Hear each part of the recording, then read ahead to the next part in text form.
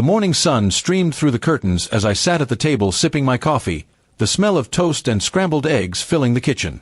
It was supposed to be another ordinary day, the kind where the routine comforts you. My wife, Anna, was bustling around, setting plates and pouring juice for our son, Daniel. He sat across from me, legs dangling, his face still puffy with sleep. That's when he asked the question that froze everything in the room. "Mom," Daniel said innocently, spoon in hand, "should I tell Dad about last night?" His words were clear, loud enough that silence immediately followed. My fork hung in the air, untouched. Anna's hand trembled slightly as she placed the orange juice on the table, then quickly forced a smile. "What do you mean, sweetheart?" she asked, her voice oddly high-pitched, like she was trying too hard to sound casual. I could feel my pulse quicken, and the coffee suddenly tasted bitter.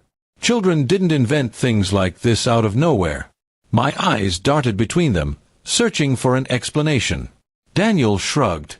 "You told me not to say anything, remember? But I think Dad should know." He stabbed at his eggs, oblivious to the tension building like a storm cloud over our table.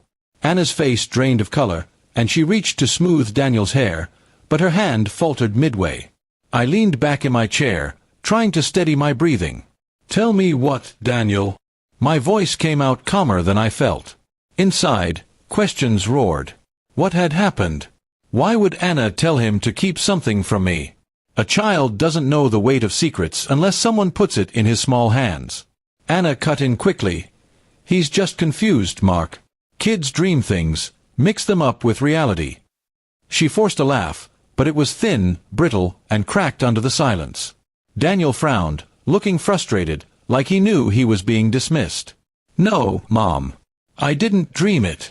You went outside when it was dark, and there was a man at the window. You told me not to wake Dad." His little voice carried the weight of truth in a way no adult could fake.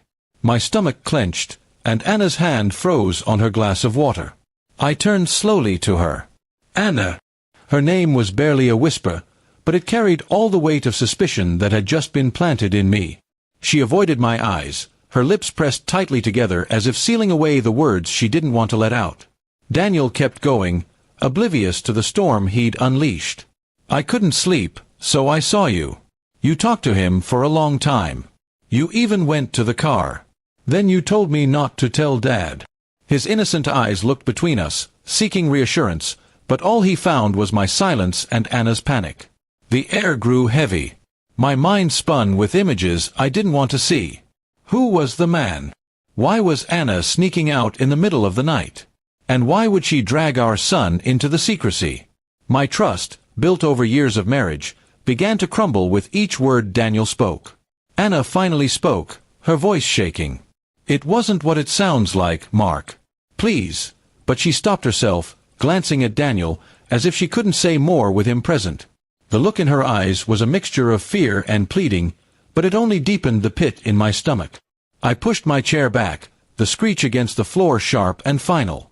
"We'll talk later," I said flatly, my gaze fixed on Anna. She tried to reach for my hand, but I pulled away, unable to mask the anger and betrayal rising in me. Breakfast was forgotten. The food on my plate grew cold as my mind burned.